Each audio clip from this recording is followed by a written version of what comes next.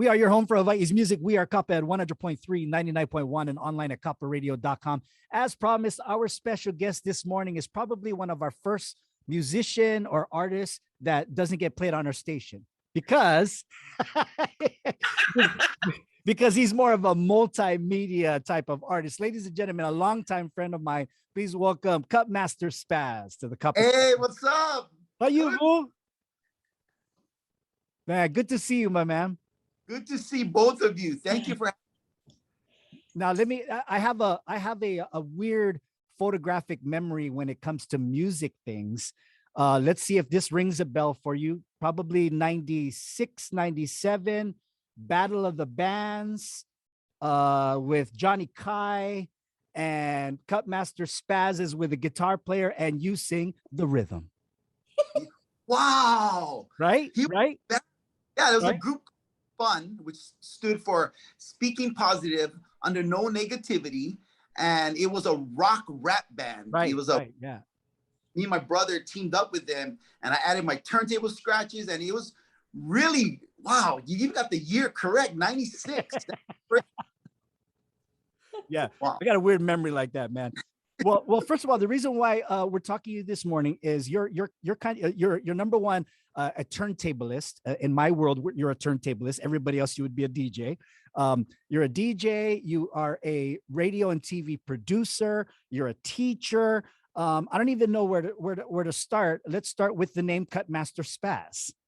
Okay, so growing up, I got bullied a lot, and I got teased, bubblehead, fat boy, Spaz. So when I decided to become a DJ, I wanted to pick a name that would remind me of where I came from and turn something negative to a positive. So that's why I chose Spaz, which was one of the T's names.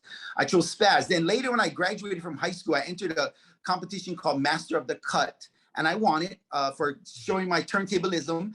But instead of calling myself Master Cut Spaz, I decided to call myself KutMaster Spaz. And I spell KutMaster with a K because if you spell it with a C, then you're spelling it wrong. And then you know how I feel because I don't spell very well. I'm dyslexic. Wow.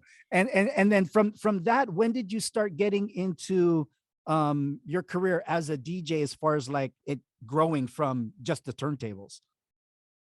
Well, I mean, I knew from 10 years old, I went to a school dance and I saw the DJ and I said, that's how I want to be at 10 years old. I came up with a plan because my mom said, we're not rich, where you can get all this equipment from? So, I realized at a young age, a dream without a plan is just a dream. So I delivered newspaper, washed dishes at Zippy's, vacuum carpets, steam clean carpets. And by the time I was 16, and along the way, I was with birthday money, picking up some gear from Radio Shack, which I guess now they call it Best Buy.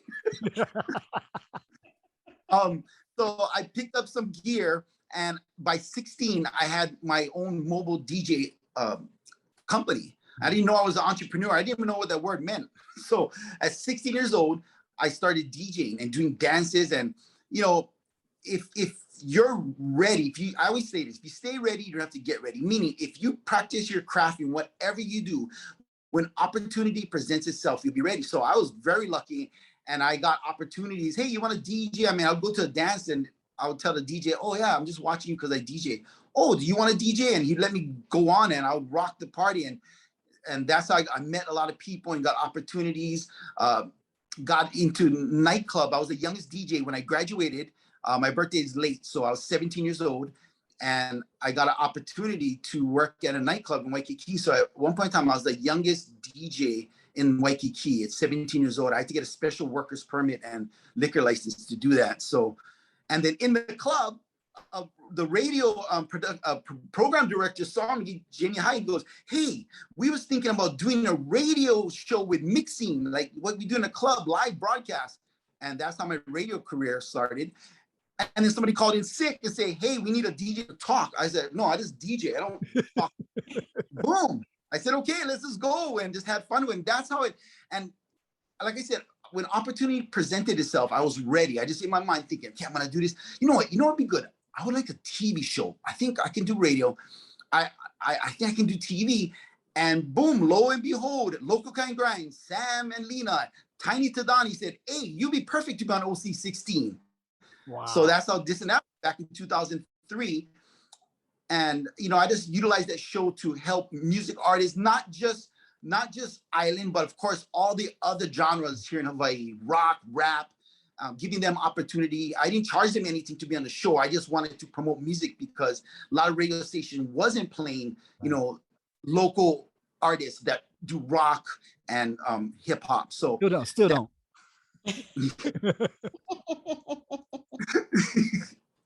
So that's how it came about. But for me, I always used to visit schools and inspire, be an inspirational speaker and tell students, hey, find your dream, find your passion, believe in yourself, you conceive, believe, and you can achieve. And I inspired them. But later I realized, being a teacher, I can actually mentor more than just inspire these youth. I can mentor them. So lo and behold, I ended up at Marrotte School teaching middle schoolers digital media. But more important than teaching them digital media, I'm teaching them empathy as well as building their character and teaching them to be good people. That's it. How long have you been, how long have you been at Marrotte, and what are the children, the students, are they're super into this multimedia thing, right? Absolutely. So actually, believe it or not, I was at another school, a previous school, and they saw what I did, and an opportunity came that they want to build their media program in the middle school. They don't have, until I came aboard, they didn't have a multimedia or creative media or digital media here at the school. So the opportunity presents itself. I got hired here this year, and within 2 months, I'm already building a recording studio, a photography studio, a broadcast studio, a newsroom. Wow. Yeah, they're supportive, very supportive. I'm very blessed.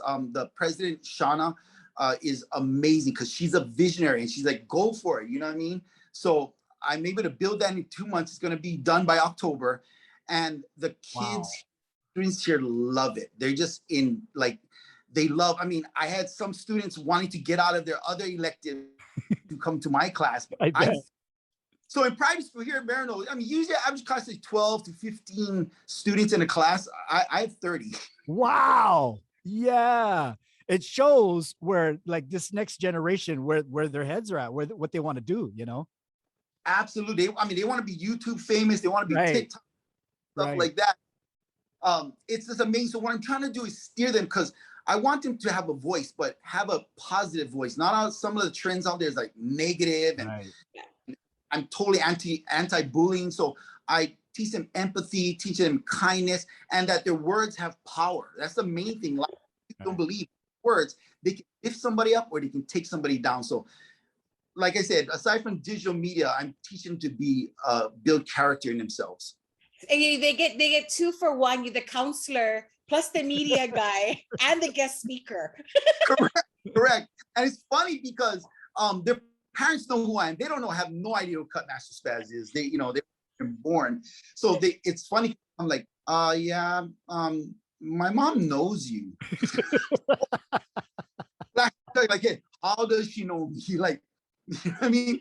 And they used to listen to you on the radio, or you used to be on TV, or they used to see you perform. I guess you do this. They said that. I don't know what that. No, your next venture. Tell us about this book. This is what I was when I saw the articles being done on the book. I said, oh, I gotta talk to this brother, man. Tell us about the book. Okay, so this book, which is called Kamoho, the Chameleon plays hide and seek, right there. It's the first of an 8-book series, and it was actually written by Kelly Gray Marrotte and illustrated by Kelsie Kalohi, who is ironically alumni of Marrotte. But it's my stories, and ironically, coming up in December, I actually have my book that I wrote, but Kelly, she just beat me, she passed me, and came out with this children's book before my book. But my book is geared to teens, and it's called Sped to Success. And it talks about how I had dyslexia, ADHD, I was clumsy, and they call it dyspraxia, and how I overcame the bullying, how I overcame the obstacles that came in my way. That comes out in December. It's geared to teens, tweens and teens. But Kelly said, you know what, because she's my business partner, she said, you know what, we need to go like when they're young, like first grade, second grade, like don't wait to their teens, start them now. And I said, okay, but some of these stories is not children appropriate. She goes, well, I'll make a variation of it. So that's why she came up with Kamoho. Now, my middle name's Kamoho, means blooming or rising chief. Of course, the shot god.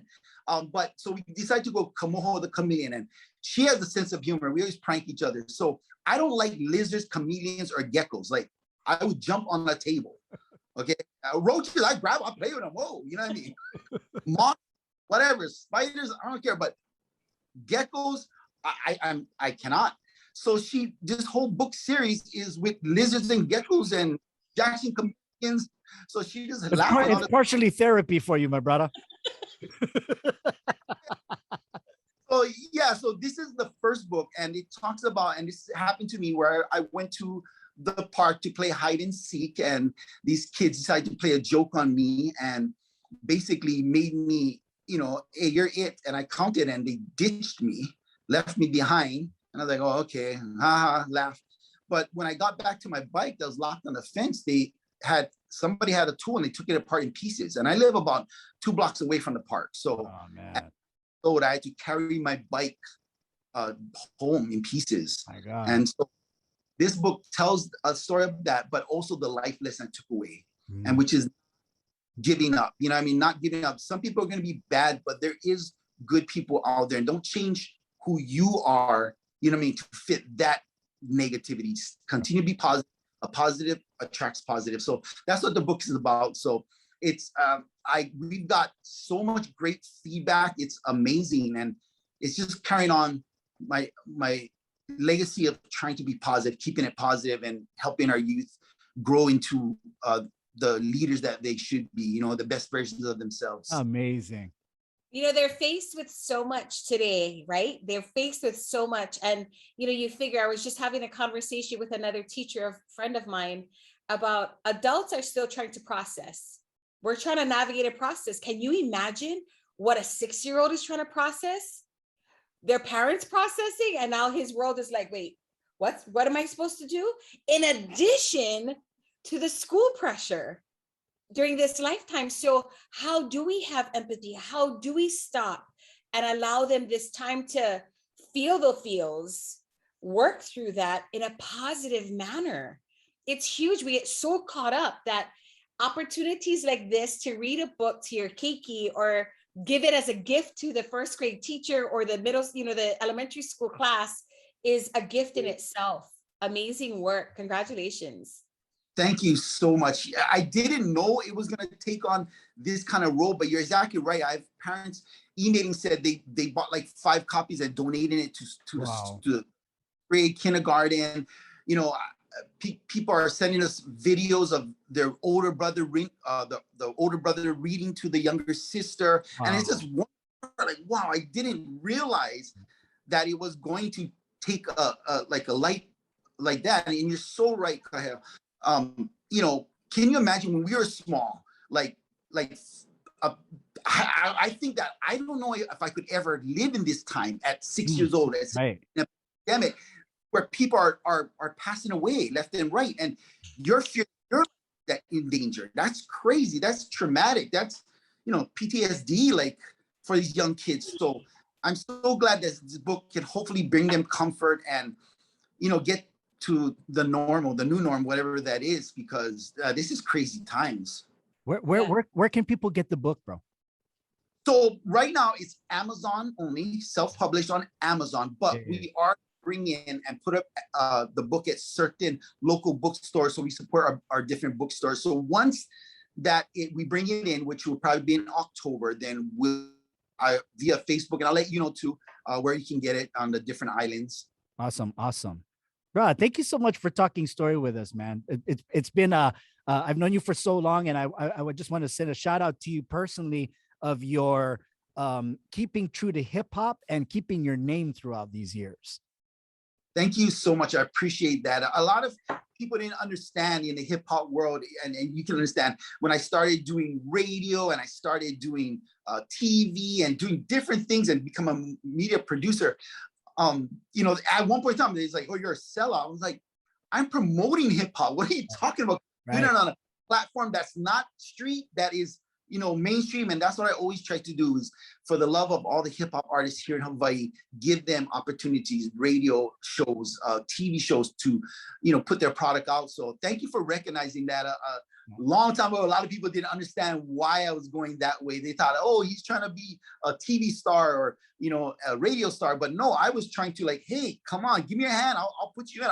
I would sneak local island hip hop artists into my mixes, you know, with national artists. Yeah. I got in trouble a couple of times, but thank you, Jeff. You got it, my brother. All right, folks. Well, here, we're going to post the links. Well, it's on Amazon, so I guess we don't really need to post the link. Where can everybody find you on social media? You on all social medias? Yes, of course.